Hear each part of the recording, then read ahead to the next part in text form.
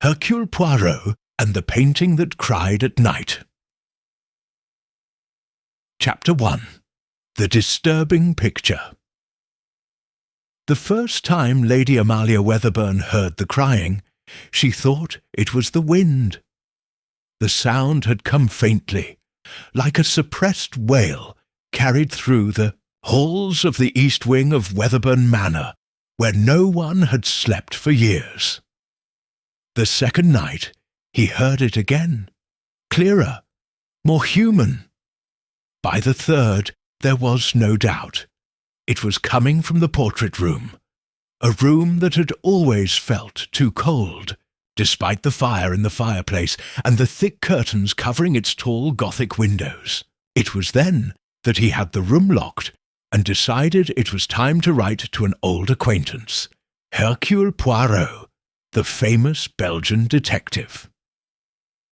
The letter arrived in London on a morning of persistent rain. Poirot received it while having a meticulous breakfast in his Whitehaven Mansion's apartment, with his usual round roll, a soft-boiled egg timed to the second, and the blackest, strongest coffee in all of Mayfair. Hastings, passing through the city after a spell in the country, happened to be present. "A love letter, Poirot?" Hastings asked with a smile, eyeing the monogrammed envelope. Poirot pursed his lips in disdain. "My friend, the only love I would ever receive in writing would be that of my grey matter. And in this case," he added, opening the envelope with surgical care, "it seems to be a rather curious request. The painting cries at night. What do you think of that, Hastings, will you?" "It seems like a superstition. Has any nervous maiden ever been impressed by a gust of wind?" Poirot raised an eyebrow. "What if it isn't? What if crying is a symbol, a psychological manifestation, a reflection of an unsolved crime, or a truth buried in someone's memory? And what does the lady say? Lady Amalia Weatherburn, former patron of the arts, widow of Sir Archibald Weatherburn, who died 3 years ago. According to her letter, she has returned to the manor after years of absence. And since her return, every night she hears faint crying from the family portrait room, where a new painting hangs that she has never seen before. A painting of a young woman with her eyes brimming with tears. A painting that, she claims, was not there when she left." Hastings shifted in his seat. "Are you saying someone placed the painting there without your knowledge?" "Exactly. And there's no explanation for it, either in the servants or in the collection inventories." Poirot stood up and smoothed the sleeves of his three-piece jacket. "Hastings, something tells me this isn't just a case of superstition. There's something deeply symbolic about a crying painting in a mansion where everyone is silent. And I'm curious. Are we going to Northumberland, then? May we?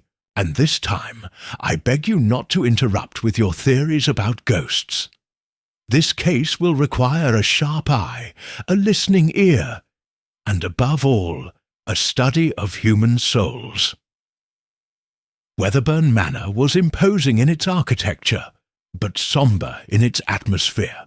Nestled among hills that winter had stripped of colour, the estate had the air of a fortress, where time stood still and secrets grew in the crevices.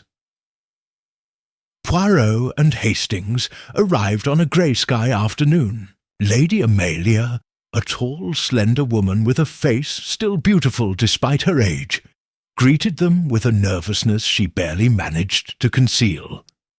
"I'm glad you've come, Monsieur Poirot. I know this may seem ridiculous, but something is wrong in this house. I'm sorry. And what worries me most is not the painting, but the looks on my face from those who live here.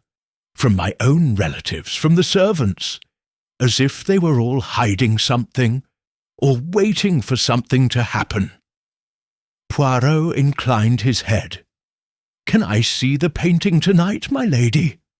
"Of course, but if you hear him crying, please don't tell me I'm crazy." Poirot gave a gentle smile. "No, madam. People aren't crazy because they feel things others can't explain. Sometimes it's the house that keeps the secrets, and the mind that senses them before they come to light." As they were led into the east wing, Poirot observed each person they met. A maid who quickly lowered her gaze, a stony-faced butler, a young woman who disappeared into the corridor without a word of greeting. They all bore the hallmarks of tension. When the doors to the portrait hall opened, the temperature seemed to drop. There, among the solemn portraits of noblemen with haughty gestures and ladies with idealized faces, hung a new painting. It didn't fit. It was modern, dark, emotional. A young woman with a pale face, her expression heartbreaking. Her eyes weren't shedding real tears, but the illusion was perfect. She looked like she'd just cried, or was still crying. Poirot approached, without touching the canvas, and looked at it for a long time. "Interesting," he murmured. "This painting doesn't belong in this collection. Not by period, not by style, not by intention. Have you seen her before, Monsieur Poirot?" Lady Amalia asked. "No, but whoever painted it knew this family, and maybe knew something others prefer to forget." Poirot turned to her with a suddenly grave expression. "Who was here when your husband died, my lady?" Lady Amalia hesitated. "Everyone. Everyone who still lives here. His 3 nephews, the young governess, the butler, of course, and the local painter, a Mr. Corwin, who was doing a portrait of Sir Archibald when he fell down the stairs." Poirot closed his eyes for a moment. "Thank you. Hastings, we're staying here tonight." The Belgian detective stroked his moustache gently as he looked back at the painting. "A painting that cries at night, mon ami." Sometimes art doesn't imitate life. It accuses it. Chapter 2. Echoes in the Night. The first night at Weatherburn Manor was as quiet as it was eerie. Poirot and Hastings stayed in adjoining rooms on the second floor, just down the corridor from the east wing, where the painting hung. Lady Amalia, visibly apprehensive, pointed out that they might hear something if they remained silent past 11 o'clock. "The crying always starts at the same time," he said softly. "I don't know if it's suggestion, but when I hear it, I feel an anguish I can't explain." Poirot, perfectly settled, sat by the window in his pearl-grey velvet dressing gown and carefully examined a sketch of the mansion the butler had provided. Hastings, on the other hand, lay back on his bed, hoping this wouldn't turn into another one of those cases where emotions masked atrocious crimes. At 11 o'clock sharp, the hallway lights went out, and for a while nothing happened until it arrived. A barely audible moan, as if someone, a woman, was sobbing from far away. The sound had no clear source. It seemed to move along the walls, float through the hallways, slip under doors. Hastings held his breath. Poirot sat up slowly, as if he had been waiting for him. "Do you hear that, Hastings?" "Yes." "And don't tell me that's a draught. Someone's crying, I'm sure." Poirot nodded slowly. "It's not the wind, but I don't think it's what it seems either." He grabbed his pocket flashlight, adjusted his robe, and stepped out into the hallway. Hastings followed him, tense. The crying continued, now more distinct. It was coming from the portrait room. The door, locked from the outside, showed no signs of having been opened. Poirot carefully checked the lock. Locked, as Lady Amalia instructed. And yet the sound stopped, suddenly, as if someone had held their breath. Poirot straightened up. "Very well. Tomorrow we'll talk to everyone in this house. But for now, let's observe, not the painting, but the reaction of those around it." The next morning brought a strangely warm atmosphere, broken only by the palpable tension at breakfast. Lady Amalia had arranged the meal so Poirot could meet everyone. Seated around a long table, each person present radiated a particular energy. Poirot examined them with a subtle glance, without saying much, but taking mental note of every gesture. Nathaniel Weatherburn, the eldest nephew, wore a perfectly tailored suit. About 35 years old, he had the bearing of someone who had been raised to inherit, serious, controlled, but with the tired eyes of someone who had learned to hide too much. Julian Weatherburn, the second nephew, was more informal. He wore a corduroy jacket, talked about modern art, and seemed unimpressed by the detective's arrival. Clara Weatherburn, the youngest niece, was delicate, almost fragile. She barely touched her breakfast. When Poirot mentioned the painting, she immediately lowered her gaze. Miss Elizabeth Moran, the governess who had remained in the house after Sir Archibald's death, stood in the corner, discreet but alert, like someone accustomed to being invisible. The butler, Mr. Hargrove, served the tea with icy efficiency. His face was inscrutable, his voice barely a polite murmur. Poirot waited until the poached eggs were served before intervening. "Last night we heard the crying, very clearly." Silence fell like a slab. Nathaniel was the first to speak. "I heard it too, but I've gotten used to it. We think maybe it's the wood or the acoustics of the East Wing." Julian snorted softly. "Or the result of so much confinement. This house, it suffocates. It always has." Poirot turned to Clara. "Mademoiselle, have you heard?" She hesitated before answering. "Yes, but I think it's real. I don't care if they think I'm crazy. That voice sounds sad." "And you, Miss Moran?" The governess bowed her head. "I've never heard anything, but I don't usually go near the East Wing at night."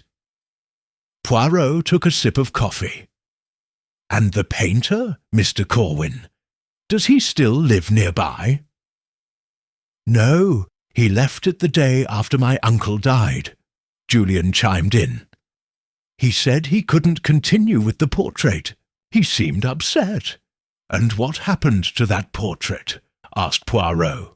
"No one has seen it since," Lady Amalia said with a bitter note. "He destroyed it, supposedly." Poirot raised an eyebrow. Curious, and even more curious, that an unknown painting appeared shortly after. No one answered. Only the ticking of the antique clock filled the void.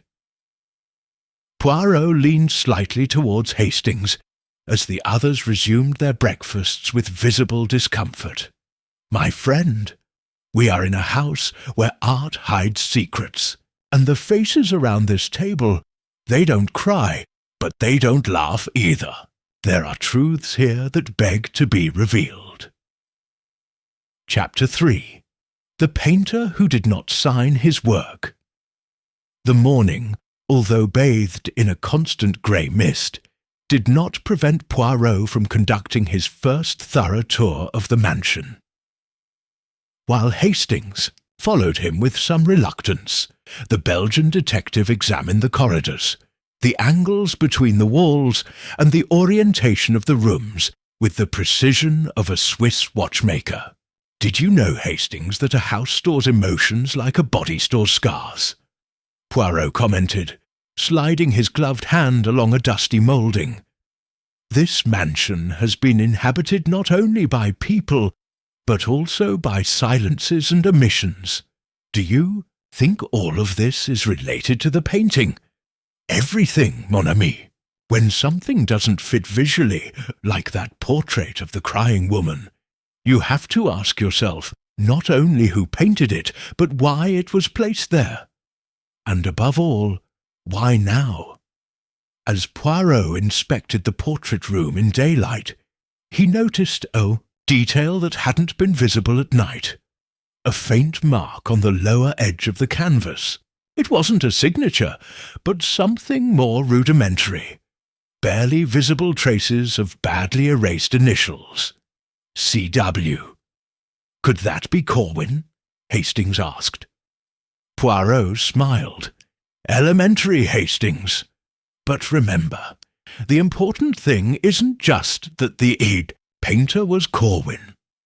The interesting thing is that he didn't want to sign his work, or he signed it, and someone forced him to erase it. Why would I do that?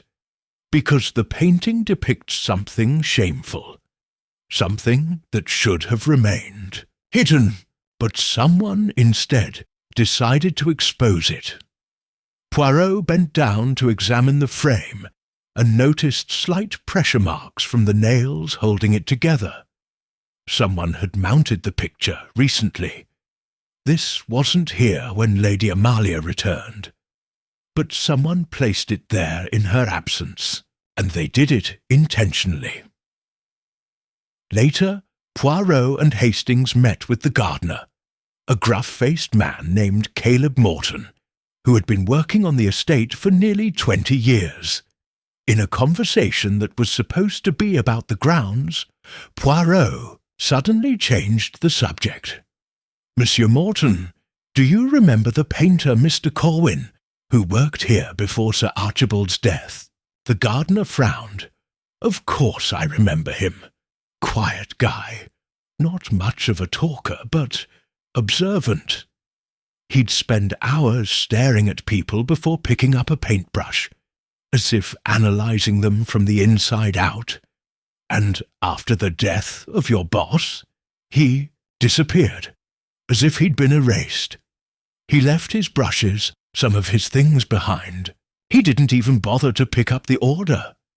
And do you think he was affected by something? By the atmosphere in the house? Caleb gave a dry chuckle. This house has weight, Monsieur Poirot. And Corwin, he saw something, or knew something. One night before Sir Archibald's accident, I saw him leave the East Wing as if he'd seen a ghost. I never knew what happened to him, but since then, no one has wanted to go in there at night. Until the lady came back, of course. Poirot nodded thoughtfully. Hastings spoke in a low voice. Do you think Corwin saw the killer? I don't know yet, but I do know he painted something that wasn't fiction. That painting doesn't depict an imaginary woman. It's real. Someone knew her, and someone didn't want us to look at her. Back at the house, Poirot found Clara Weatherburn sitting in the library, leafing through a book without actually reading. As he approached, she closed the volume with a start.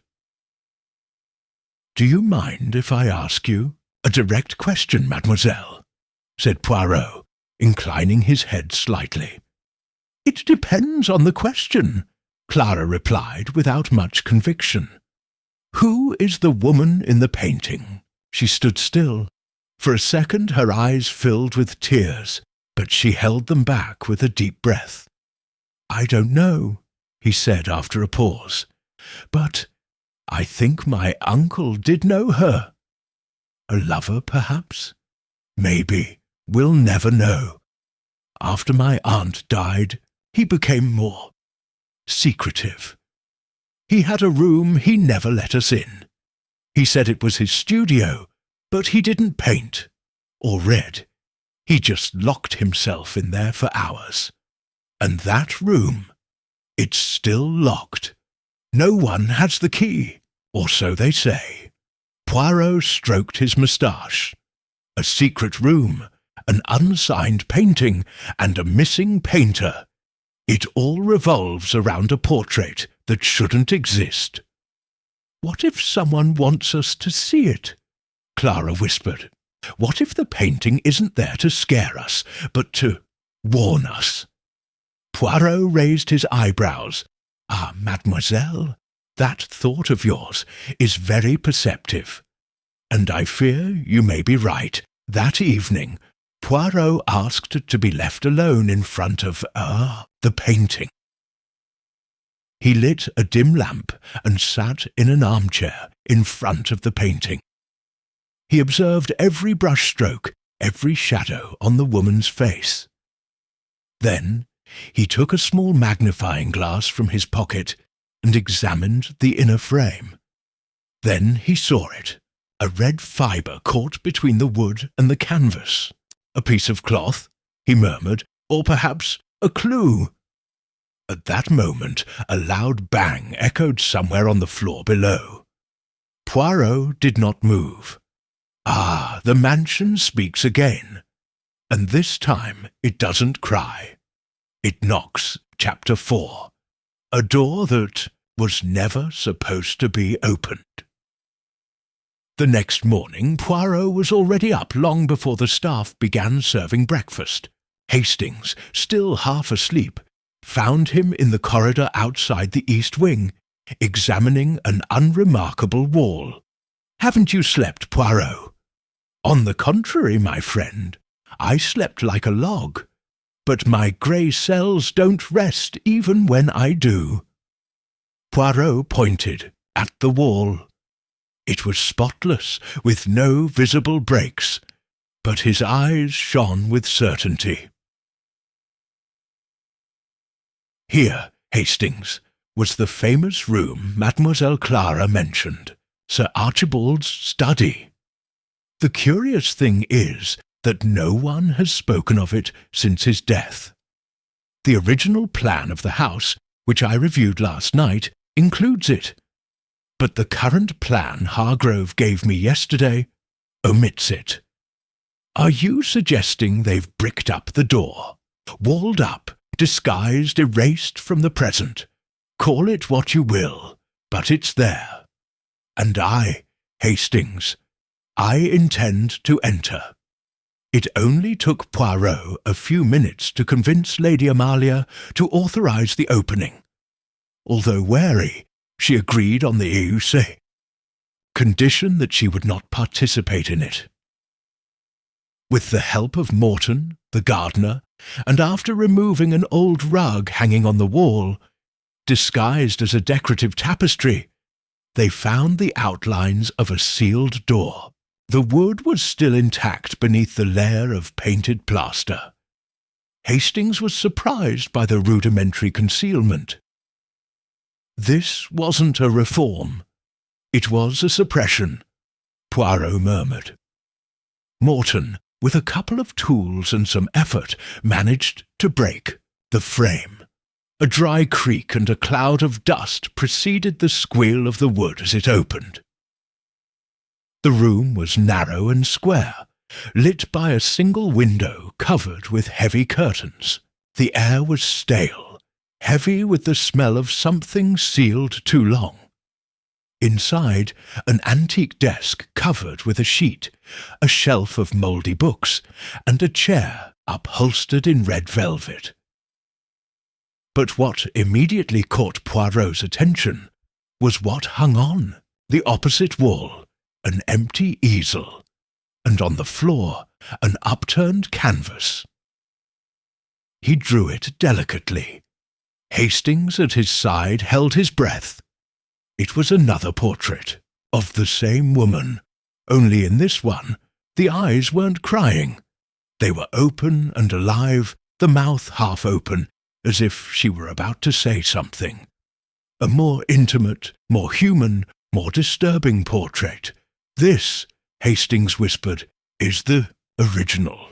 Poirot nodded, and the other is the tearful, desperate version, as if someone had tried to give voice to a lament silenced in this room. Poirot bent down and examined the back of the canvas. There, faded but still visible, was the signature, Corwin, 1931. He signed it, he said. This one, yes, and it was hidden. Poirot looked around the room more closely. Every object was dusty, except for the easel frame and the fabric seat. Someone's been here recently, Hastings. Not more than a week ago. How do you know? Poirot bent down to pick up a small pin resting under the chair. It was crooked, with a trace of reddish cloth at the tip. Because the killer, or the guardian of this secret, has returned. Once in the main hall, Poirot requested a conversation with butler Hargrove. The man entered with his measured, imperturbable gait and stood before Poirot with almost royal dignity. Mr. Poirot, Mr. Hargrove, I need you to answer me completely honestly. Were you aware of the sealed room? I knew it, he replied without blinking. But my duty is to preserve the peace of this house, not to reveal its sins. And the painting, the one that appeared in the portrait room. Did you bring it? A long silence. Then, no. Do you know who did it? I can't prove it. Poirot leaned towards him, his eyes piercing like scalpels. Is it out of loyalty to Sir Archibald, or fear of what that portrait represents? Hargrove looked down.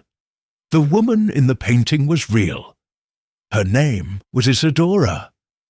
Vale, she was the illegitimate daughter of Sir Archibald. Hastings was stunned. Did you have a daughter? From a woman he had a brief affair with before their marriage. He never legally acknowledged her, but he secretly helped her.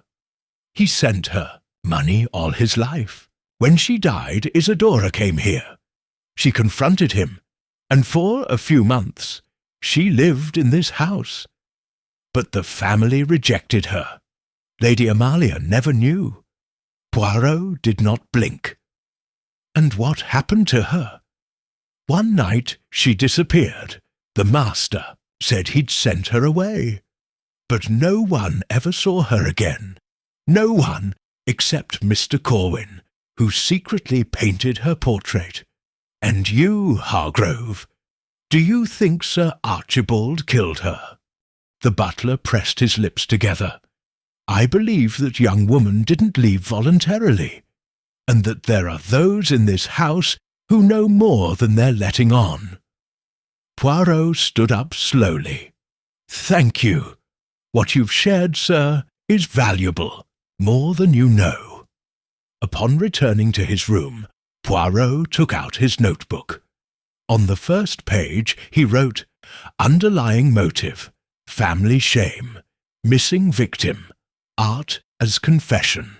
He looked out the window at the mist-covered garden and muttered, It's not a case of a crying painting anymore, Hastings. It's a crime that's been screaming for years.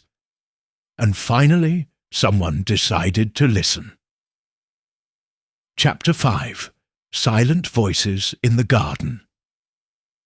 The day passed under a leaden sky, and Weatherburn Manor seemed heavier than ever, as if the act of unearthing forgotten secrets had burdened its walls with an invisible weight. Poirot, however, was more animated than usual. His moustache was perfectly aligned, and he walked through the gardens with calculated steps, closely followed by Hastings, who was still processing the previous night's revelation. "So you think Isadora Vale was murdered?" Hastings asked as they crossed the gravel path that bordered the boxwood bushes. "I'm not saying that yet," Poirot replied without pausing. "I'm saying that her disappearance was convenient for certain inhabitants of this house, that a picture that should never have been hung has been hung now, just after Lady Amalia's return, indicates that someone wishes what happened to be remembered. Perhaps an attempt at blackmail." Poirot raised an eyebrow. "Perhaps, but blackmail usually appeals to greed or fear. This painting appeals to guilt, and that, Hastings, is far more dangerous." As they walked near the greenhouse, they met Julian Weatherburn, who was smoking a cigar with obvious nervousness. Seeing Poirot, he gave a tight smile. "Investigating the flora, Monsieur Poirot?" he asked, ironically. "Just looking for what's hiding in plain sight, Monsieur Julian. And you? Have you remembered anything else about Mr. Corwin, or your time here?" Julian let out a forced chuckle. He was an intense man. He never spoke much, but he observed everything. I think he was fascinated by hidden emotions. He painted as if he knew what everyone was thinking. "And what did he think of you?" Julian looked into his eyes for a moment, then looked away at the gravel he was crunching with his shoe. "He never said it, but I once heard him mutter to Clara that noble faces hide the most broken souls." Interesting choice of words. "And you feared him?" "No, but he did make me uncomfortable. He was one of those guys who looked right through you, like he knew too much. And what happened to your friendship with Clara?" Julian immediately tensed. "What do you mean?" "Only that her cousin seemed particularly moved by the painting, as if her connection to the woman portrayed was personal." "Clara is fragile," he replied quickly. "She's always been that way, and the mansion isn't good for her." Poirot leaned towards him in a softer tone. "Are you sure it's the house, and not what the house is hiding?" Julian threw away his half-smoked cigarette and walked away without replying. Later, Poirot found Clara Weatherburn in the music room, playing a melancholic melody on the piano. Noticing his presence, she stopped the notes and looked at him with wide, almost pleading eyes. "Music also reveals, mademoiselle?" asked Poirot as he approached. "Sometimes. And sometimes it helps silence things you don't want to think about." Poirot sat opposite her without interrupting the moment. "Did you know Isadora Vale?" Clara swallowed. The question was direct, and her initial silence confirmed it. "Yes," she finally said. "I was just a teenager when she came. They treated her like a stranger, like she had a disease that could spread just by looking. But she was sweet and sad. She laughed like she didn't have much left to laugh." "Did he ever tell you what he wanted?" "Just justice, not money, not recognition. Just knowing that she was the daughter of someone who didn't deny her, that she had a place in the world. And he got it. Never. And when she disappeared, no one asked any questions. Not a single one. It was as if she had never been there. My uncle pretended she had gone to France, but she would never have left her portrait behind." "Your portrait," Clara nodded. "Corwin was doing one for her. He painted it in secret. She used to pose in the early morning when everyone was asleep. She let me see it once, and when I looked at her on the canvas, I realized that was her testament. Poirot watched her intently. "And where are you in this picture, mademoiselle?" Clara looked at him, confused. "They? Yes, because I get the impression you've carried that burden ever since. As if you knew something. You can't forget." Clara covered her mouth with a trembling hand. "I saw someone that night. Whom? I don't know. Just a silhouette. Someone was coming out of my uncle's study. He was wearing a long cloak and holding something in his hand. I never dared ask. I thought if I spoke, something bad would happen. Is there anything worse than disappearing?" Clara collapsed in her seat. Maybe I already had. Maybe I was just witnessing the silence stretching on. That evening, Poirot gathered Hastings in the library. He took out a blank sheet of paper and wrote 2 columns, those who knew and those who pretended not to know. "Hastings, this case isn't about the painting anymore. It's about what that painting forces us to remember. And what will be your next step?" Poirot smiled grimly. "Make someone watch it again, and observe, because art doesn't lie, Hastings, only those around it." Chapter 6. The Shadow in the Gallery. The atmosphere at Weatherburn Manor had changed. It was no longer just the weight of silence or the echo of nighttime cries. It was something else, denser, as if the past had seeped through the walls and now walked alongside the living. The servants spoke little. Lady Amalia spent more time in her rooms. And Poirot, he was preparing himself. That afternoon, with the help of Gardener Morton, the detective had the painting of Isidora, the original found in the secret room, moved to the portrait room. He asked to place it exactly opposite the crying version, one opposite the other, 2 sides of the same story. "A provocation, Poirot?" Hastings asked, looking at the canvases. "Or a mirror for the guilty?" "A mirror, exactly, mon ami. One that can only reflect what the soul tries to hide. Now we'll see who can hold the gaze of truth." At 7 o'clock sharp, Poirot asked all family members to assemble in the portrait room. No one protested, although their expressions ranged from annoyance to concern.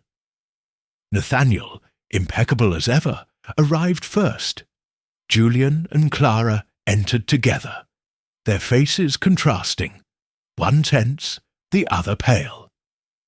Miss Elsbeth Moran, the governess, remained discreetly in the background, and Butler Hargrove positioned himself by the door, his hands clasped behind his back. Poirot waited a few seconds before speaking. "Mesdames, messieurs, thank you for coming. Tonight I will ask you to simply observe."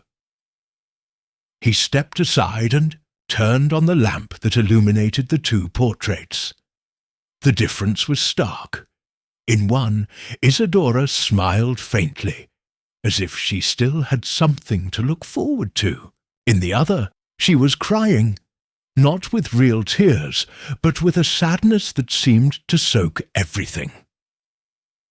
"These 2 paintings," said Poirot, "were painted by the same hand, but not for the same purpose." The silence was absolute. Poirot turned slowly, on his heels, scanning every face. The first was painted in secret as a testimony.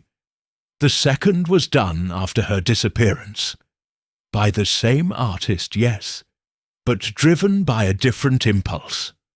Remorse. and this one, the one who was crying, pointed out, was the only one that survived censorship. Julian raised his voice, uneasy. Censorship? What are you talking about? Of the elimination of the first, of its concealment, of how a room was walled up to enclose a memory. But the memory, monsieur, didn't stay there. Poirot walked towards Clara, gently. Mademoiselle, you saw someone's silhouette that night. Could you confirm whether that figure was a man or a woman? Clara clenched her hands. It was a woman. She was wearing a dark shawl. She was walking quickly. Thank you. Hastings, do you remember the red fibre found on the painting frame? Of course. Poirot delicately lifted a small evidence bag. Inside, a thin strand of crimson wool. Mrs. Moran has an identical shawl. She wears it almost every day. And it was in the house that night. Everyone looked at the governess. She didn't move. You mean Miss Moran killed Isidora? Nathaniel asked, clearly sceptical. Poirot gently shook his head. No, I'm saying he saw her, that he helped her get into the study, or at least that he witnessed her last conversation with Sir Archibald. Miss Moran finally spoke, her voice barely audible. The night she disappeared, Isidora came seeking justice. She told her father all she asked for was a letter, a word of recognition, but he refused. He said she was a stain on his honour. He called her a mistake, and then she burst into tears. He kicked her out. I followed her. But when I returned to the study, he was alone, and the door was locked. Poirot turned to address the group again. We don't know yet if the young woman died that night, but we do know this. Someone wanted to erase her existence, and someone else, years later, wanted her to be remembered. Poirot turned his gaze to Nathaniel. Where were you that night, monsieur? The man frowned. I was sleeping, like everyone else. And you, Julian? I was in the library, reading. Poirot nodded slowly. And yet, there's someone who lied from the beginning. Someone who knew the painting had been moved, because helped place it. The detective now addressed Clara tenderly. Mademoiselle, you didn't just know Isidora. You were her friend. You mourned her passing. But your final act was one of courage. You found the painting, hidden in the east wing, and decided to hang. The silence deepened. Clara, her eyes moist, nodded. I couldn't keep quiet any longer. Not after all these years. She had no one. No one except Corwin and me. Poirot gave him a respectful look. It was you who took the first step toward the truth. And now, it's up to all of you to decide whether you'll continue to cover up the echoes or open the door to the past once and for all. That night, the original painting wasn't removed, and for the first time, Weatherburn Manor didn't weep when midnight arrived, only silence. But it was no longer that of fear. It was the one of waiting. Chapter 7. An Incomplete Confession. The next morning, Poirot ate breakfast alone. Hastings, he said, needed a walk to clear his head, though the detective suspected his friend simply wanted to avoid further gloomy conversations. The atmosphere at Weatherburn Manor, though quieter, had perceptibly changed. Where before there had been unspoken fear, now hovered a feeling of foreboding. The past had been awakened, but not yet fully confronted. Lady Amalia asked to see Poirot privately. They met in the reading room, where the lady, still elegant despite her visible fatigue, was waiting for him by a window. The dim morning light highlighted the lines that worry had etched on her face. "Monsieur Poirot," he said bluntly, "I need to know if what Clara did puts us in danger." "What do you mean, madame? To unearth things that shouldn't be known. There are secrets that don't belong in the present. And even if Isidora was real, her story is over." Poirot clasped his, hands serene. Did it end because she disappeared, or because someone made her disappear? Lady Amalia lowered her gaze. For a moment she seemed more fragile than any other figure in that house. "I never knew about her. Archibald never told me about any daughter out of wedlock. But when he died, I found a letter, hidden in his desk. What did he say? It was for her, for Isidora. He never sent it. He said he was sorry he hadn't recognized her. But that family pressure, his reputation, everything, made it impossible. He promised to help her discreetly, and mentioned that he'd left her a small sum in a secret trust, through his lawyer." "Where is that letter? I burned it," Amalia said, a trace of shame in her voice. "I thought if Clara or one of my nephews read it, it would arouse suspicion. I didn't want to tarnish Archibald's name." Poirot closed his eyes for a moment. "I understand your reasons, madam, but hiding that letter was also hiding a possibility of justice. Do you mean that my husband killed her? I'm saying his letter was a sign of guilt, maybe not for murder, but for abandonment. And when you fill in a crack, sooner or later, the house starts to creak." At midday, Poirot and Hastings met in the garden. The air was damp, and the bare branches of the trees seemed to rustle with every slight gust of wind. Hastings, more thoughtful than usual, spoke seriously. "Do you really think the culprit is still here?" Poirot stopped before a stone bench. "I have no doubt. The real culprit never left. What has changed is your sense of security. The painting has reopened a wound, and with any wound that bleeds, the culprit's instinct is to cover it up, which means, Hastings, you'll make your next move soon. And what should we do?" Poirot smiled slightly. "Provoke him." That afternoon, Poirot asked to speak to Julian Weatherburn. He found him in the library, idly flipping through an art book, without actually turning a page. "Can you tell me something, Mr. Julian? Why did you abandon your career as a painter?" Julian looked up in surprise. "How do you know that I—" "Your conversation about modern art, your hands covered in dried oil paint, and your persistent discomfort with Corwin's paintings. You painted too, didn't you?" Julian dropped the book in resignation. "Yes, I did, until my uncle made me understand that it wasn't a job worthy of a Weatherburn." "Not with our name," he said. "And did it hurt?" "A lot. He had the power to make you feel invisible." Poirot leaned towards him. And was that what he saw in Isidora? Someone he couldn't deny, who existed without your permission? Julian paled. "Do you think I think you knew her better than you've let on. I think you may have even felt close to her.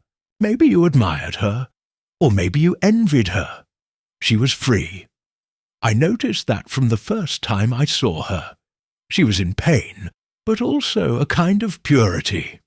And my uncle hated her for it. Poirot didn't respond immediately. He just watched him, his gaze penetrating every facade. The crying painting. Who gave it to you? Julian hesitated. Then, without looking at him, he said, I received it in the mail. No return address. Just a note that said, post it, or I'll post it. Why didn't you tell us before? Because I thought it was a threat, that someone wanted revenge for what happened, and if I spoke up, I thought they'd blame me. And why didn't you destroy the painting? Julian lowered his head. Because when I saw him, I knew that everything I had denied was true. That evening, Poirot returned to the portrait room. The original was still hanging. So was the other. But something was different. One of the lamps Poirot had lit to illuminate the paintings was out, and beneath the weeping canvas, a new mark, a line of paint, still fresh, that wasn't there before. Poirot bowed. It was a tear. Authentic. Painted that same night. Someone had returned. Chapter 8. The Painter's Return. The morning began with palpable tension. No one mentioned the new tear in the painting, but everyone seemed more alert, more restrained, as if something invisible had crossed the house during the night and left a mark they couldn't ignore. Poirot, showing no hurry, examined the painting with meticulous attention. The brushstroke was fresh, yes, but also unusually firm. It wasn't an act of sabotage or vandalism. It was an intervention, intimate. Hastings watched him from the threshold of the living room. Do you think it was Julian? He has access, artistic sensitivity, and emotional motivation. Poirot shook his head gently. No, my friend. Julian could have done it, yes, but the trace of this brushstroke, it's not impulsive. It's deliberate, precise. I would even say it's the stroke of a professional. Someone who has painted this face before. Corwin. Exactly. Hastings blinked. Are you saying Corwin has returned? I'm saying it never went as far as we thought. Poirot turned around with shining eyes. And it's time we found him. The search began in the nearest village, about 7 kilometers from the mansion. Poirot and Hastings scoured the market, spoke to the local postman, and asked about artists or strangers with a bohemian look. After several refusals, an elderly florist remembered something peculiar. A painter, you say? One comes around every now and then. Tall, thin, with an old hat. He never says his name. He buys white lilies and leaves. But he doesn't live here. I've seen him take the train at the old Woodmere station. Poirot exchanged a glance with Hastings. When did you last see him? 3 nights ago, just after the first night that painting. Well, you know. Following that trail, they arrived at Woodmere, a nearly abandoned station that still housed a modest inn, the Sleeping Stag. Upon showing a copy of the portrait to the innkeeper, she immediately nodded. Yes, that face. He drew it on napkins, on sheets of paper, even on the cover of his notebook. He told me she was a woman who had forgotten how to cry, but he never told me her name. And him? He registered as Charles W., but he wore gloves even in the summer and never signed receipts. Silent, polite, but distant. Yesterday afternoon, he packed his suitcase and left. He said time could wait no longer. Poirot frowned. Did he? You leave anything behind? Just a napkin, folded, with a sketch and a word. The woman went to get it. When she returned, Poirot took it with gloves and unfolded it. It was Isadora's face, but with her eyes closed this time. Below, a single word, "Sorry." Back at the mansion, Poirot locked himself in his room with a notebook. Hastings, now accustomed to it, didn't interrupt him for hours. It was at dusk that the detective emerged with a determined stride. "My friend, gather everyone in the living room. Tonight, the murmur in the halls will end. Tonight, the painting will speak with its own voice."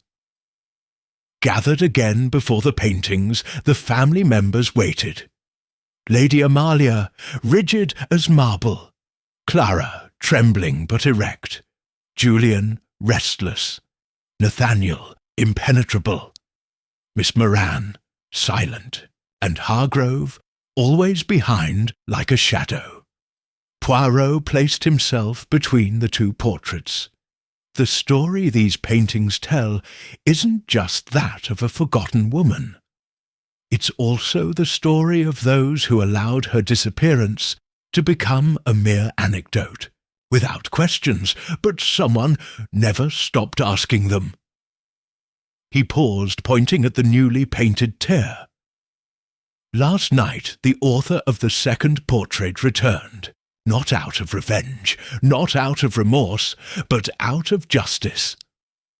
"So Corwin is here?" Lady Amalia said, on the verge of fear. "He was there, and he probably still is. But it's not about finding him now. It's about understanding what he came to tell us. The message he left wasn't in words. It was in strokes." Poirot held up a notebook, one he had discreetly retrieved from the walled-up study that very morning. In this notebook there are sketches of the house, of you, and of Isadora, day after day. One shows the night she disappeared, and in it a figure appears, watching, with a lamp and a cane. Everyone turned in unison to Butler Hargrove. "I didn't kill her," he said, his voice tense but calm. "But I did see her run away. Her face was filled with rage and tears. Corwin went after her. He never returned. And the next day, Sir Archibald, he made me burn some letters and seal the room." Poirot bowed slightly. "And he did it out of loyalty. But loyalty doesn't cleanse the soul, monsieur. It only delays the reckoning." Hargrove nodded, defeated. "I know, and that's why I left the study unlocked last night. So Corwin could get in? Yes. I think she came to tell us that she deserves to be remembered not as a victim, but as the truth." That evening, Poirot remained alone in the portrait room, facing the painting, watching him, as if between the lines a whisper could still be heard saying, "I don't cry alone anymore." Chapter 9. The Truth in the Fabric. The next morning, an almost religious air pervaded Weatherburn Manor. The staff spoke in whispers. No one dared enter the portrait room without glancing sideways at the two facing canvases, as if the previous night had sealed a silent pact between the past and the present. But Poirot wasn't satisfied. Something was still missing. A crack in the logic. A loose end his grey cells couldn't ignore. He was standing in the library with Hastings, surrounded by old books and the smell of tanned leather, flipping through a copy of the county property register, when his eyes fell on a marginal note. "Hastings, look at this. Ich Study Annex, authorized for partial demolition in February 1932. And what does that imply? That Sir Archibald initiated legal proceedings to destroy the room where we found the original painting, months after of Isadora's disappearance. That is, he didn't act on impulse. He planned the studio's disappearance legally but discreetly. He wanted to erase that space from history, not just from the house. And what do you conclude from that? Poirot stood up briskly.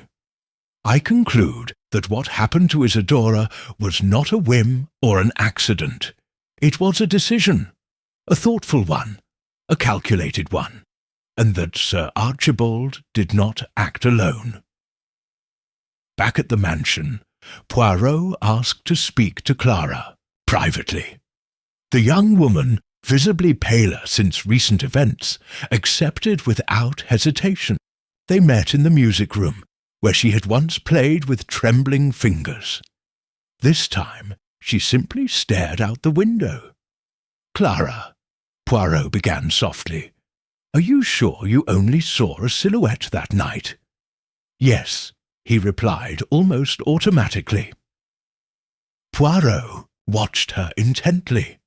"And if I told you that someone else saw it too, would you dare to remember more?"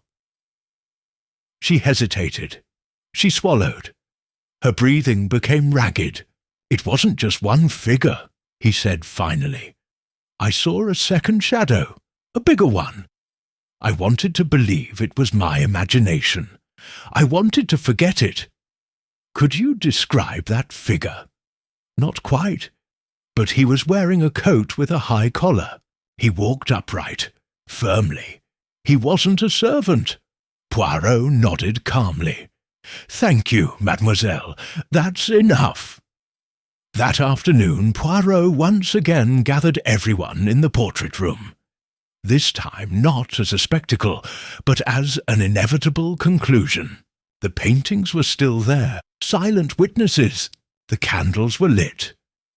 And beside them, Poirot, impeccable in his dark grey suit, his eyes flashing with precision.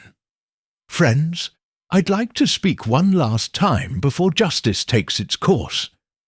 This isn't about ghosts anymore, or paintings. It's about what each of us chose to do, or not to do." Poirot walked slowly towards Nathaniel, who was looking at him with his usual cold expression. "You, monsieur, were always the most meticulous, the most reserved, the one who never raised his voice. But yes, so I'm told, your uncle's favourite." "I don't see what that has to do with anything," Nathaniel replied calmly. "It has everything to do with it. Because only someone with authority over the staff could have given the order to seal off a room without anyone daring to question it. Only someone moving in the shadows without arousing suspicion could have been the second figure Clara saw." Nathaniel raised an eyebrow, just a little. "Are you accusing me of murder, monsieur?" "Not yet, but there is evidence of cover-up, and possibly complicity." Poirot stepped forward.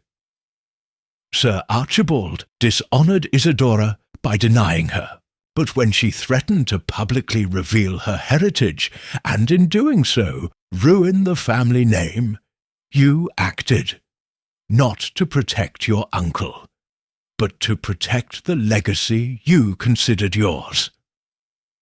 Nathaniel pressed his lips together. "You have no proof." Poirot held up Corwin's notebook. "Corwin did.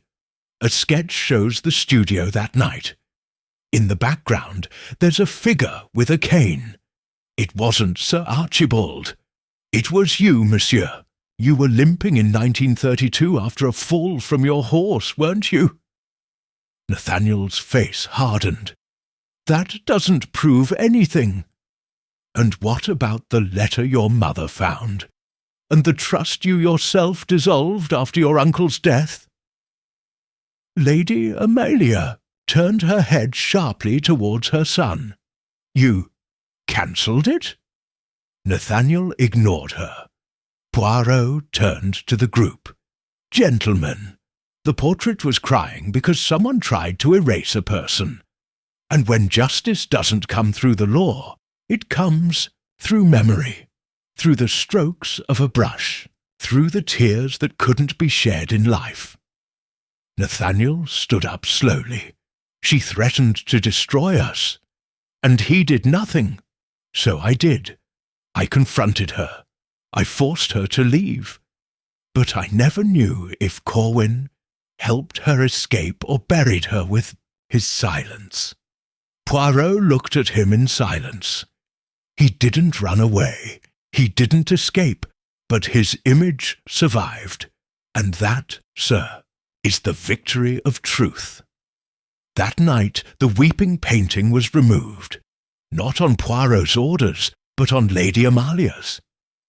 Instead, he left only the original, the one with the slight smile, with a plaque that read, Isadora Vale, 1911-1932.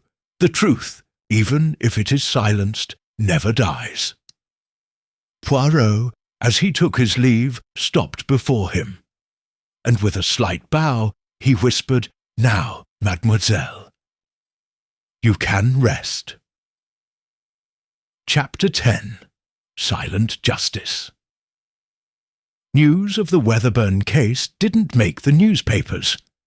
There were no sensational headlines, no public arrests. Nathaniel, after a private conversation with Lady Amalia and her family lawyer, left the mansion the very next morning. It was said that he was leaving for a sanatorium in Lucerne, for health reasons. No one contradicted him. But in the air of the old house, in every hallway, once silenced by omission, a new echo now vibrated.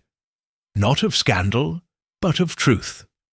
Poirot, while packing his suitcase with the efficiency of someone who knows the rhythm of endings, was talking with Hastings in the library. "Do you think justice has been served?" Hastings asked, still frowning. Poirot carefully placed a pair of grey gloves in his suitcase. "Justice, my friend, rarely takes the form one desires. In the courts, a sentence may not be handed down, but in the consciences of those who remained silent, the verdict has already been pronounced." Hastings nodded, though not entirely convinced. "And Corwin? Do you think we'll ever see him again?" Poirot paused. Then, with a melancholy smile, he replied, "No, the artist has finished his work, what he wanted to say. He's already said it, in oil, in silence, in tears." Before leaving, Poirot requested one last stroll through the gardens with Lady Amalia. Despite the season, a few dry leaves lingered on the most stubborn branches.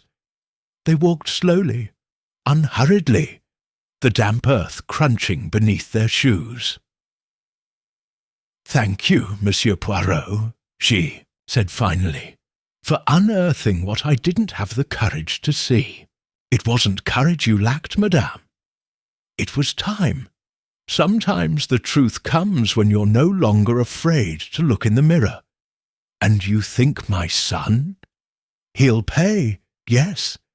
Maybe not before a judge, but certainly before himself. There's no prison cell more severe than an enlightened conscience."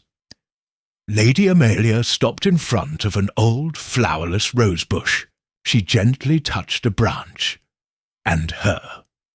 Do you think she would have forgiven me?" Poirot didn't reply immediately. He looked up at the sky where a fine mist was beginning to rise. Isadora Vale wanted to be acknowledged. Not worshipped, just accepted. The fact that her portrait now sits among the Weatherburns, it may not heal what was lost, but at least it gives her back her name. Lady Amalia bowed her head with silent tears. "That's more than I did in life." "Then do it now, not with words, madame, but with memory." That afternoon, As the limousine passed through the iron gates, Poirot looked out the window one last time. The silhouette of the mansion through the fog seemed less imposing, less cruel. Hastings, his hat on his knees, turned to him. "I never imagined we'd solve a crime without finding a body." Poirot smiled with his usual patience. "The body, Hastings, is only one part. The soul leaves traces that are harder to erase. In this case, the soul spoke in paint, in gestures, in fear, and finally, in forgiveness. And you, Poirot, do you believe in forgiveness? Only when accompanied by the truth. And in this house, at last, the truth found its setting." Epilogue. A week later, Clara received a package with no sender. Inside, a small canvas, a portrait of her from behind, looking at a lake that didn't exist in the mansion, but that suggested peace. In the lower right corner, a signature finely recovered Gueux. "Dolu," Clara smiled, for the first time in years, not because the pain was gone, but because now the silence was no longer empty. Chapter 11. The Last Traces of the Painter. A week after the quiet closure of the Weatherburn case, Poirot returned to London. His suitcases still unpacked, his moustache perfectly aligned, he sat in his favourite armchair by the window of Whitehaven Mansions, watching the taxis coming and going. But his mind, always active, remained uneasy. Something about the case still troubled him. The portrait, or rather the author of the portrait, Charles Corwin, too absent, too elusive, too necessary in his disappearance, and above all, too adept at leaving behind something as definitive as a painted tear, if it wasn't part of a final message. It was then that a letter arrived. No sender, no postmark. Inside, a handwritten note in firm, artistic calligraphy. "Mr. Poirot, thank you for seeing the painting with the right eyes. She deserved justice. You have brought her back to the world of the living. I no longer belong there. But I leave you this, to close the circle. Next to the note, neatly folded, a small sketch, a map of Weatherburn Manor, with a spiral symbol marked on the grounds of the East Garden. A site that neither Poirot nor Hastings had explored. Poirot stood up quickly. He straightened his tie, picked up his walking stick, and without wasting any time, took the afternoon train to Northumberland. Upon arrival, he was greeted with restrained surprise by Clara Weatherburn. "Did something else happen?" she asked, worried. "No, mademoiselle," Poirot replied gently, "but I have reason to believe there is one last piece to be discovered, one that the painter has left only for my eyes, and perhaps yours." With Clara and Hastings, who arrived the next day, they headed to the designated spot. The eastern garden was overgrown with tall bushes and a rusty fence. Clara never went there. It had been unused land since before her birth. Behind some overgrown hedges, they found a small stone hut hidden by ivy, its entrance partially collapsed. Poirot carefully moved aside the branches blocking the door. Inside, the air was thick, but not unbreathable. Daylight barely managed to filter through the cracks in the roof. And there, against the back wall, was an easel covered with white cloth, not new, not old, waiting. Poirot slowly lifted the cloth. The painting depicted Isadora, but she wasn't crying. She wasn't smiling. Her expression was serene, complete. In her hands she held a mirror, but the reflection didn't show her face, but Clara's. Clara stifled a sob. Poirot whispered, "The last portrait. The one that wasn't for public display, but for her, for you. At the foot of the easel is a wooden box. Inside a scroll, preliminary sketches, and a final letter signed by Corwin. When you paint a soul, you can't separate yourself from it. I painted Isadora so she wouldn't get lost. I painted Clara because she was its purest echo. This isn't art, it's testimony. Don't look for me. I already belong to marble, not to flesh. See, you, that night, Clara hung the painting in her room, not in the living room, not in the gallery. Just for her. An image of acceptance, not scandal, of connection, not forgetting.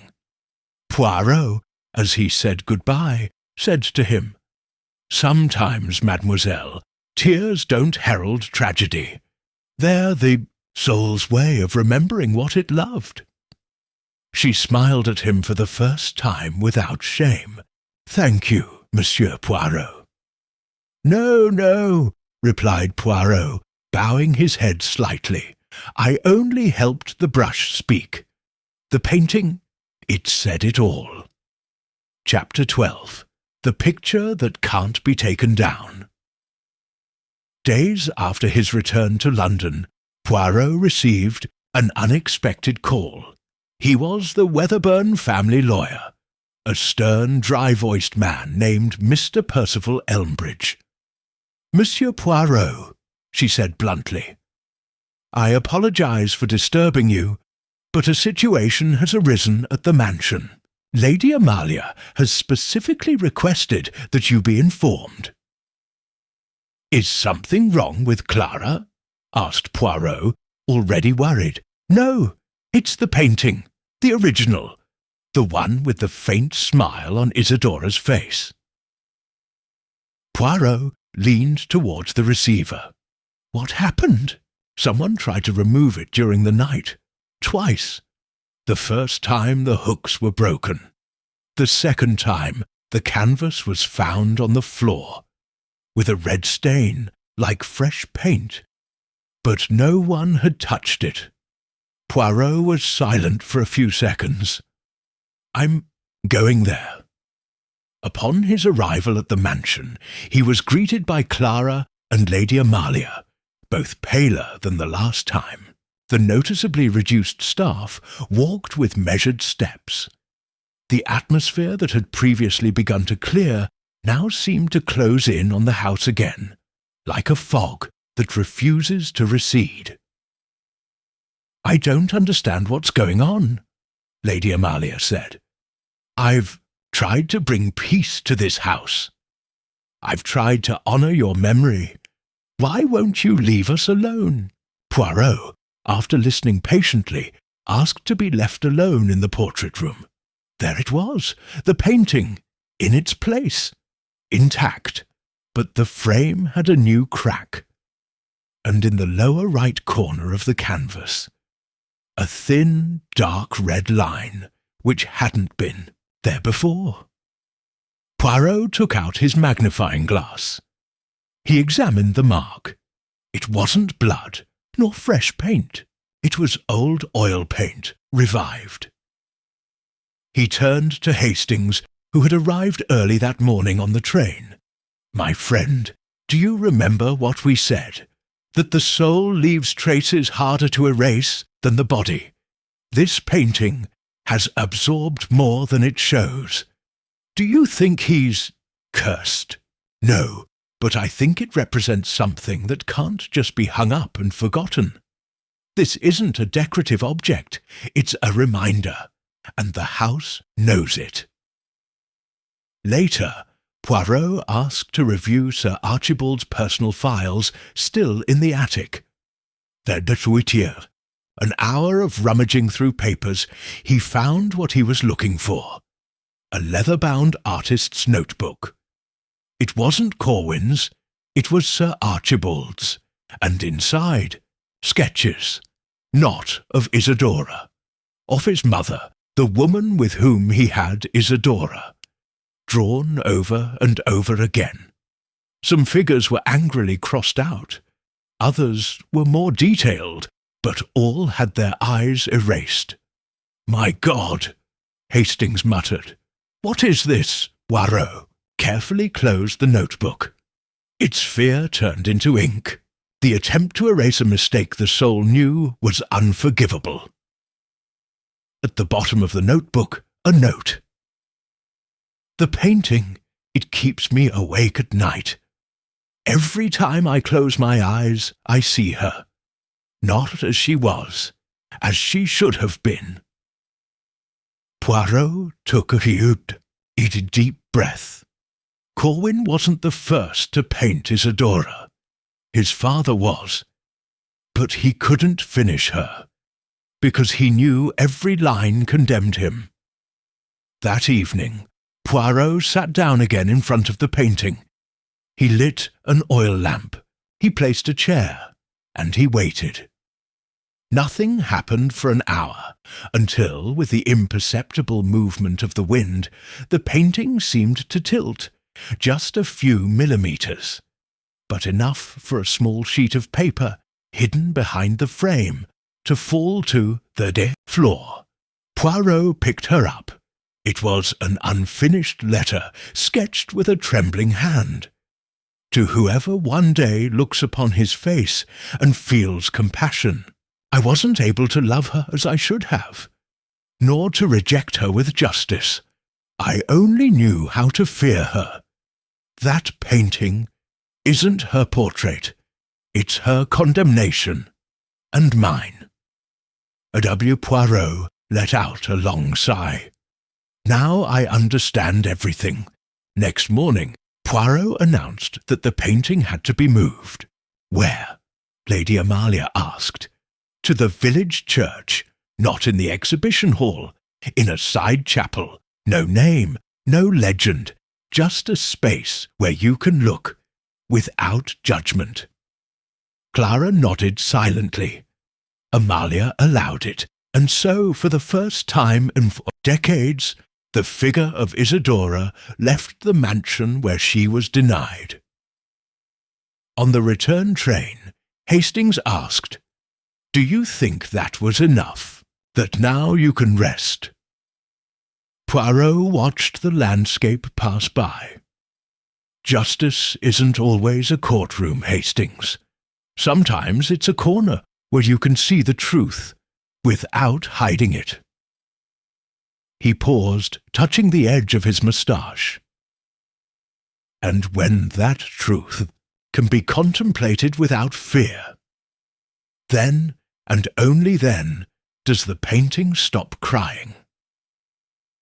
Chapter 13. The Echo of an Incomplete Signature. A week after the Isidora painting was moved to the side chapel of St. Cuthbert's Church, Poirot received a small wooden box at his apartment in Whitehaven Mansions. It came with no note, return address, or stamp, just a simple grey ribbon wrapped around the lid. Hastings, who was visiting, watched as Poirot examined the object. "Is it a threat?"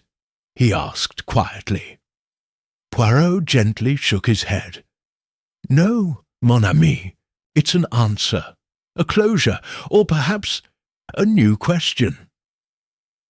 Inside the box, carefully protected between layers of rice paper, was a palette of earth-stained paint, a dry brush with traces of red oil paint, and a small envelope sealed with black wax. Poirot broke the seal. Inside was a canvas clipping, a fragment of fabric with the same fibres as the original portrait, and in its barely finished corner, a signature. "See." Poirot looked up. "Corwin." Hastings frowned. "Why send it now? Because he's not finished." "Either," Poirot murmured. "Not while there's anything left unsaid." 2 days later, Poirot travelled to Northumberland again, this time in secret. He didn't stay at the mansion, but at the Woodmere Inn, where Corwin had supposedly been. There he booked the same room the painter had occupied, hoping to find something, forgotten, or perhaps left intentionally. The room was simple. A wrought-iron bed, a desk, and an empty coat-rack. But when Poirot examined the edges of the drawer under the lamp, he found a false bottom, and inside it, a worn notebook, Corwin's notebook, part Tulstu. The first pages were filled with studies of hands, eyes, expressions.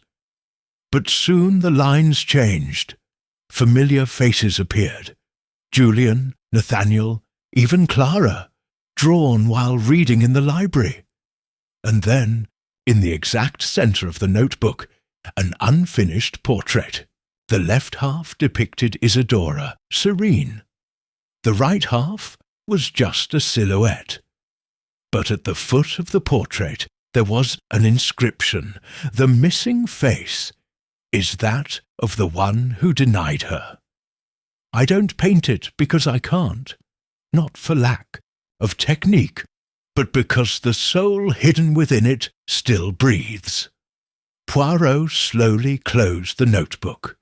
His face tensed, not from surprise, but from understanding. It wasn't just a story of abandonment, Hastings. It was a story of duplicity, of a mirror, of a broken reflection. That evening, Poirot went to the cemetery behind the church, under a light rain. He stopped before an unmarked tombstone, just a rectangular stone. The village priest approached, alerted by his presence. "Looking for something, Monsieur Poirot?" "Yes," to the man who never signed his paintings, and whose voice was hidden in every stroke.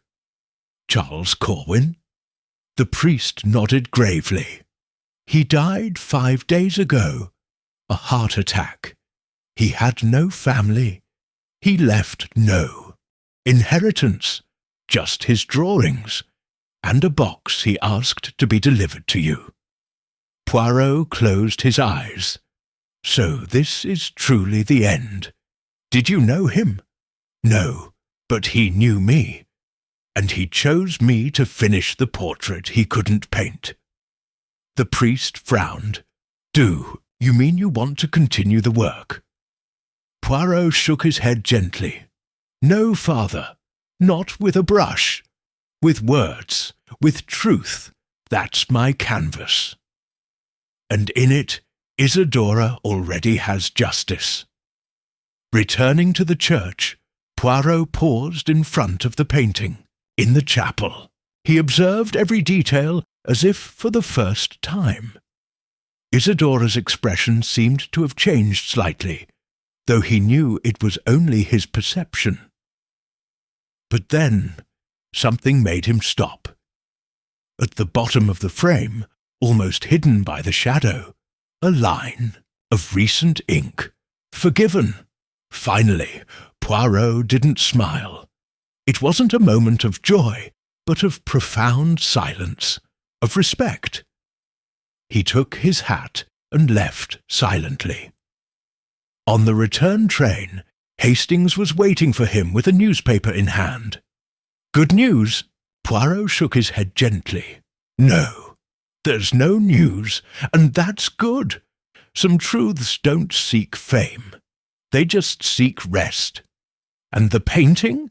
It's still hanging, but it's not a portrait anymore. It's a symbol." Hastings was silent for a few seconds before asking, "A symbol of what?" Poirot answered without looking, that even those who didn't have a name can have a voice. Chapter 14. The Face Under the Paint. Autumn was quietly drawing to a close when Poirot received a peculiar letter. This time it came from the Northumberland County Archives. a young archivist intrigued by his recent interest in the Weatherburn family informed him of an unusual discovery made during a search of documents at the Wrenbrook estate, a secondary Weatherburn property that had been closed for years. Among the recovered objects, we found a canvas covered by another painting. It was detected during a routine technical inspection. We suspect there's an earlier portrait hidden beneath the current surface. The style is consistent with other works by Charles Corwin. I thought you should know. Poirot, who already believed the case was closed, immediately felt the tug in his grey areas. Because when a painter like Corwin hides an image, he doesn't do it on a whim. He does it to protect or to accuse.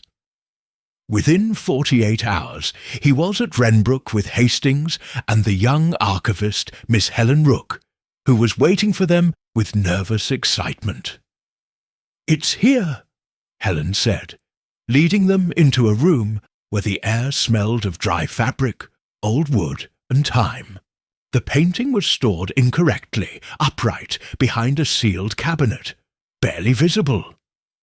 In front of them was a large painting covered in dark varnish. It depicted a pastoral scene, executed with clumsy technique, inconsistent with Corwin's other, known works. "He didn't paint this," said Poirot, as soon as he examined it with his magnifying glass. "It's a disguise. Someone used this work to cover up another. Hastings, bring me some light." With Helen's help, they placed the lamp in front of the canvas and tilted it against the light. Little by little, hidden contours began to reveal themselves beneath the false scene. A seated figure, a domestic background, crossed hands. Poirot tensed. The hair, the neck, the cut of the face. "It can't be," Hastings murmured. "Is it her? It's Isadora, but not as we've seen her." Poirot leaned closer. His expression wasn't one of sadness nor of hope.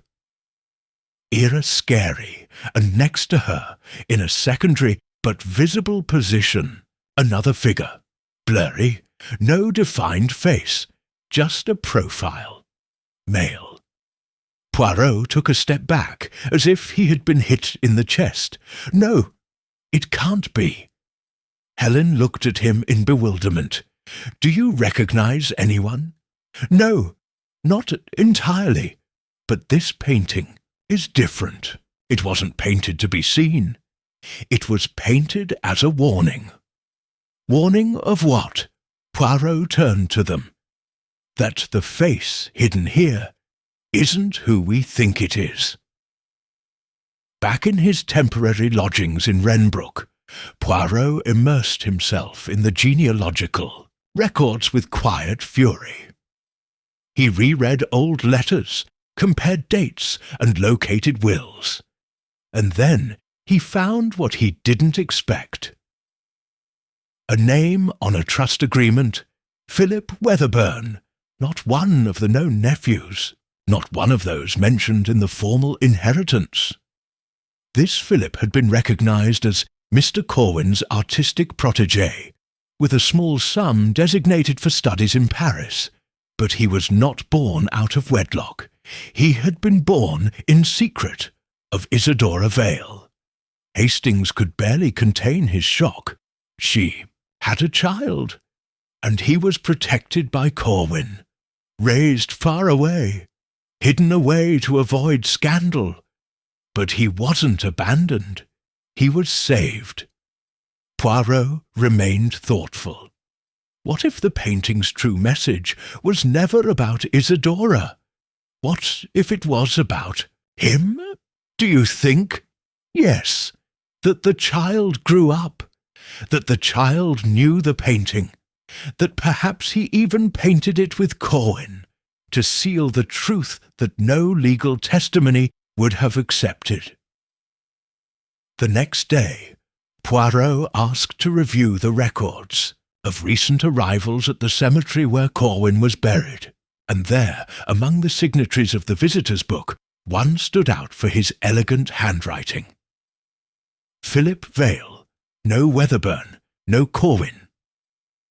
Okay, Poirot smiled, for the first time in weeks, with genuine relief.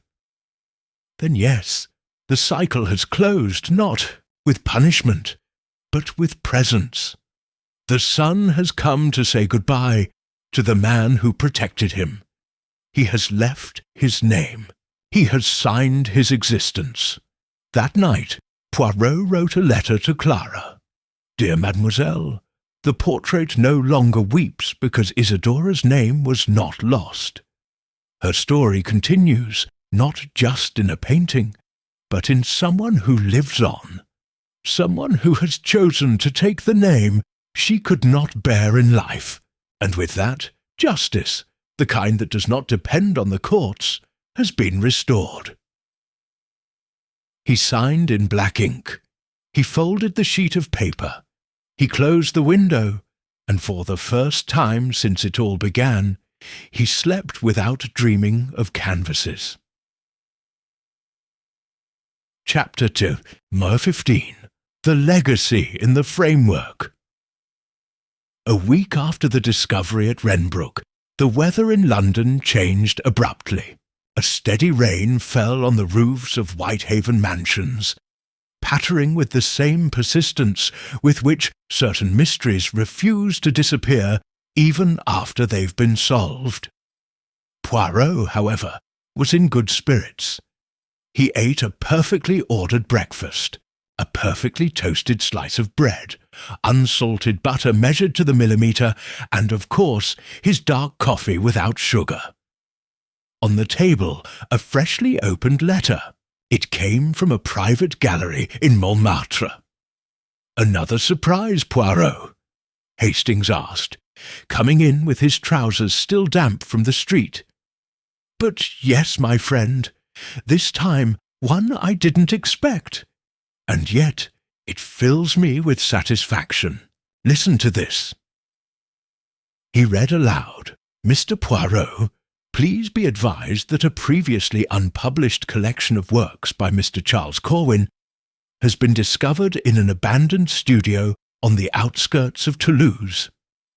Among them is a portrait signed, finely, with his full name. The piece is accompanied by a letter that explicitly mentions you and a young woman named Clara Weatherburn. The portrait depicts a young woman looking at an unseen painting with an expression of deep understanding. This is not a literal image, but a symbolic one. We believe this work, more than any other, represents the closure of a story that has haunted Corwin for decades. If you wish, we could arrange a private presentation for you and Miss Weatherburn." Poirot placed the letter carefully on the table. Hastings, who already knew the look in the detective's eyes, sat down opposite him. "What does that mean?" "It means, mon ami, that Corwin didn't leave an unfinished story. He just waited for the right moment to reveal it. That painting, that last painting, isn't made for display. It's made to heal." 2 days later, Poirot and Clara arrived in Paris. It was a silent, contemplative journey. In the private carriage Poirot had requested, Clara sat by the window, watching the landscape flow by with a calmness that would have been impossible a few weeks ago. "Do you think it's worth seeing?" he asked without looking away. "It's not about the art, mademoiselle. It's about what it holds, what it allows you to understand and let go of." Clara nodded. She didn't say anything else. The gallery was small and discreet, tucked away in a cobblestone passageway. They were greeted by a young curator, his face nervous but friendly. He led them directly to a side room where the painting was displayed. Under dim lighting, the reflective frame, That was his title, carved on a bronze plaque at the foot. The scene was austere. A young woman, clearly Clara, with her back turned, looking at a painting outside the viewer's field of vision. But the most powerful element wasn't her. It was the frame hanging in front of her, empty, gilded, with shadows subtly painted inside, as if absence itself were the subject of the work. Poirot approached, moved. Clara remained still, silent. To one side, on a lectern, a note written by Corwin. Art doesn't tell what happened. It tells what the soul cannot bury. This woman is a witness, not to the crime, but to the pain. It doesn't paint the missing face, because time will reveal it to whoever looks at it. This painting isn't hung, it's remembered. That afternoon, Clara asked to walk alone along the Seine. Poirot let her go with a slight nod. When she returned, she wore a new expression, not cheerful, but clear, serene. "Thank you, Monsieur Poirot."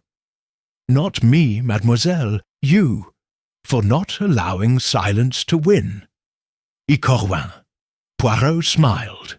He signed his last painting, but not with a name. He did it with a gesture. On his return trip to England, Poirot wrote a short note, which he sent to the National Archives of Fine Arts. Charles Corwin's final portrait should not be classified as a finished work, because it doesn't represent an end, but rather a promise that even erased faces can return if someone looks at them truthfully. Poirot in a low voice. "But by Clara et Philippe, the hidden son, you, the living memory. This portrait was painted between the two of us, not by technique, but by intention." A murmur ran through the room. Poirot raised an eyebrow. "Not all portraits are painted with a brush. Some are composed with decisions, with actions, with silence and with voice. Today, what we hang here is not just a painting. It is the restoration of a name, a history, and a legacy that no one could erase." He turned to Clara tenderly. "Mademoiselle, you were not a witness. You were the perpetrator." Clara lowered her head with a slight smile, not out of modesty, but out of relief. That evening, as the guests retired and the rain fell with the gentleness of a curtain announcing the end, Poirot remained in the mansion's library. He was offered lodging, but declined. Before leaving, he left a sealed envelope addressed to Clara on the reading table. Inside, a single sheet of paper, written in his neat, elegant handwriting. "The case is over. Not with arrests, not with convictions, but with a painting. The truth has taken shape, the silence has been heard, and the signature is no longer necessary." He signed simply, "H.P.A.'s." He stepped out the front door. Poirot paused, looked one last time at the house, and muttered to himself, "The painting no longer cries," and with a calm step he disappeared into the night fog. He signed with a firm stroke. He put away his pen. He closed the folder. And as the train crossed the channel, the great Hercule Poirot returned to his rest, knowing that this time he hadn't just solved a crime. We had restored a story. Chapter 16. The Painting That Nobody Signed. 3 weeks had passed since his trip to Paris. Whitehaven Mansions had returned to its usual silence. With no new cases pressing, Poirot spent his evenings tidying his personal library, cleaning his fountain pens with maniacal care, and rearranging, for the 6th time that month, the small symmetrical frames that adorned his desk. And yet, something wouldn't leave him alone. It wasn't restlessness. It was a specific absence, a signature, or rather, the signature that was not there. Hastings visited him one rainy afternoon, finding him in front of his clipboard, with the clippings from the Weatherburn case spread out in neat rows. Poirot's face was serious, his eyes fixed on a fixed point on the clipboard. "Do you expect anything more from this story, Poirot? I thought we'd reached the end." Poirot didn't look at him. His voice was soft, almost melancholic. "We've arrived at the truth, mon ami, but not the full reason. What are you missing?" Poirot pointed with his pen to a photograph of the final painting, the reflective frame. "It wasn't Corwin's signature that disturbed me. It was the choice not to sign.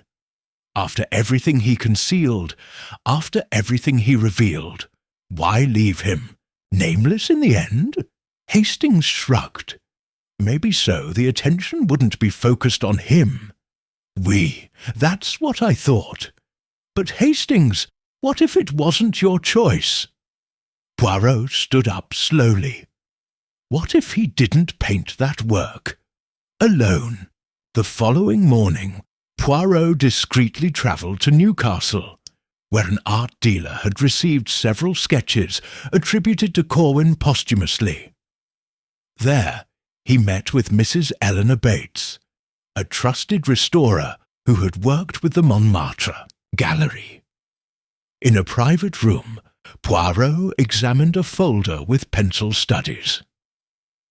"These 3, said the restorer, pointing to 3 particularly delicate leaves, were sent to the gallery, along with the canvas of the reflective frame, the accompanying letter. Said, these shouldn't be hung up. They're for those who understand the distance between reflection and memory." Poirot leaned towards one of the drawings, a hand, drawn in extreme detail, but the perspective was reversed, as if it had been drawn from inside the mirror.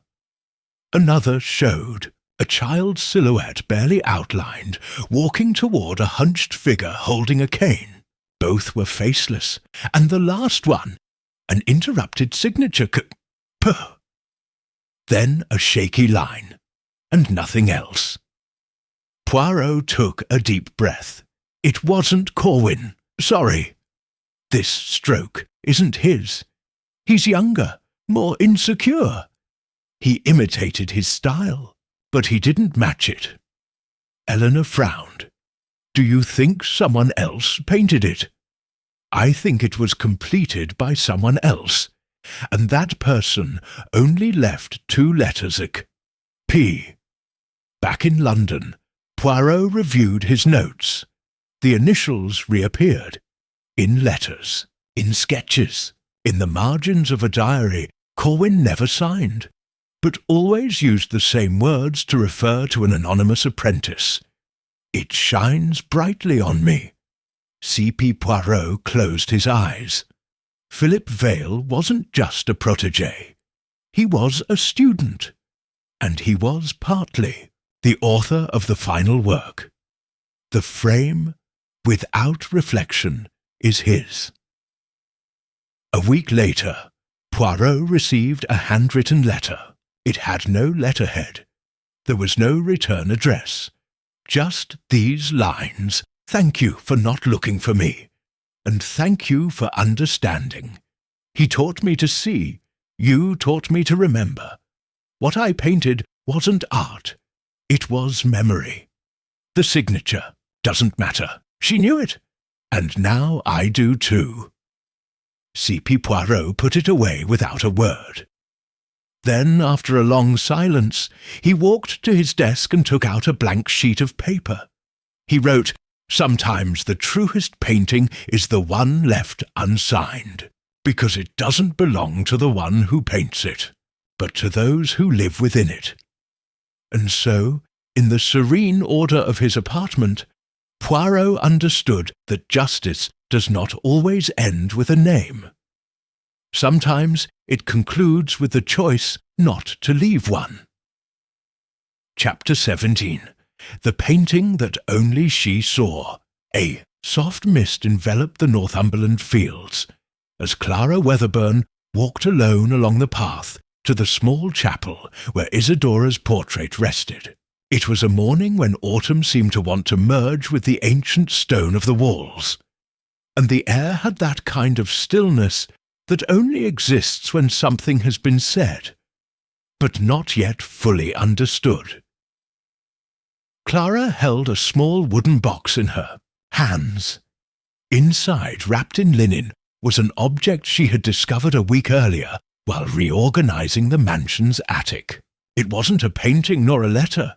It was a frame, an old one without glass, without contents. But on the back, engraved in childlike strokes, it read, "For Mum, when she comes back." She didn't cry when she read it. She just held it in silence for several minutes, and she knew she couldn't just keep it to herself. She had to show it, not to everyone, just to one person. Only her. He entered the chapel and knelt before the portrait. It still hung on the side wall, unadorned, not ostentatiously framed but resting in sober dignity. It was the image of Isidora, with the serenity that only a reclaimed memory can provide. Clara placed the empty frame at the foot of the painting, not as an offering, as a continuation. "This," he whispered, "is the frame you were missing, not for your face, for your story." Meanwhile, in London, Poirot received one last unexpected visitor. A young man with dark hair and an observant expression knocked on his door with a respectful gesture. He didn't give a name, but he was holding a thick cardboard folder. "I'm not here to solve a crime," he said. "I'm here to show you what you helped preserve." He opened the folder. Inside was a series of prints, not portraits, not landscapes, just frames, empty, each one slightly different, some decorated with words, others with shadows, some with traces of ink. At the bottom of each one, an identical inscription, "For the faces that were never painted." Poirot examined them calmly. Then he looked up. "Have you decided to show them?" "Yes, in silence, in a space without names, an exhibition without an artist, and the title," the young man smiled gravely, "The Gallery That Cries at Night." Poirot nodded. He stood up, and in a gesture unusual for him, he extended his hand. The young man took it without another word. Then he left. A month later, in a small Edinburgh gallery, an exhibition opened without a biography of the author. Just a note at the entrance. Each frame is an empty place where justice could have been. Each line is a way of remembering it. This exhibition doesn't ask for answers, only eyes that see. Clara was there. Poirot wasn't. He didn't need to see the frames. He had already understood them. Back in his apartment, Poirot placed a new photograph on his desk. Not a portrait, a picture of the chapel. And at the foot of Isidora's portrait, the empty frame Clara had found.